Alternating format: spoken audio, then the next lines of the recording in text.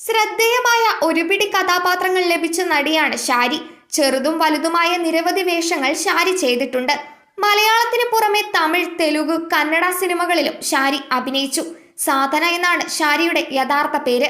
നമുക്ക് പാർക്കാൻ മുന്തിരിത്തോപ്പുകൾ എന്ന സിനിമയിലൂടെയാണ് ഷാരി പ്രശസ്തിയായി മാറുന്നത്.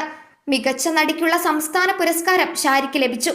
നെഞ്ചത്തെ അള്ളിത്ത എന്ന സിനിമയിലൂടെയാണ് തമിഴകത്ത് ഷാരി ശ്രദ്ധിക്കപ്പെടുന്നത്. 1991 ഷാരിയുടെ വിവാഹം. ബിസിനസ്സുകാരനായ കുമാറാണ് ഭർത്താവ്. 1996 ഇരുവർക്കും ഒരു മകൾ പിറന്നു. കല്യാണി എന്നാണ് മകളുടെ പേര്. മകൾ ജനിച്ച നാൾ ഓർത്തെടുക്കുകയാണ് ഷാരി ഇപ്പോൾ.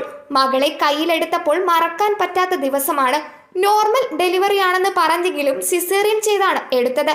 പ്രസവ സമയത്ത് തനിക്ക് പനിയുണ്ട്, കണ്ണു തുറക്കാൻ പറ്റുന്നില്ല. പെൺകുഞ്ഞിനായി ഞാൻ ക്ഷേത്രങ്ങളിലെല്ലാം പോയി പ്രാർത്ഥിച്ചിരുന്നു.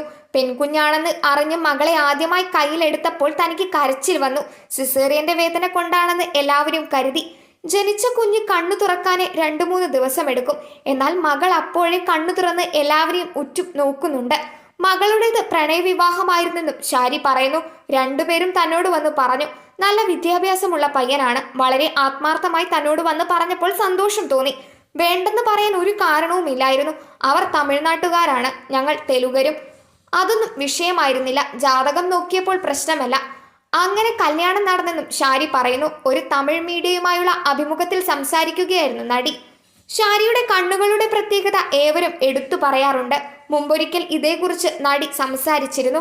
മലയാളത്തിലേക്ക് വരുന്നതിന് മുമ്പ് ഒരു തമിഴ് പടമായിരുന്നു ചെയ്തത്. ആ സംവിധായകന്റെ നിർദ്ദേശപ്രകാരം ബ്ലാക്ക് ലെൻസ് ഉപയോഗിച്ചു. അത് തന്നെ മലയാളത്തിലേക്ക് വന്നപ്പോഴും വെച്ചു.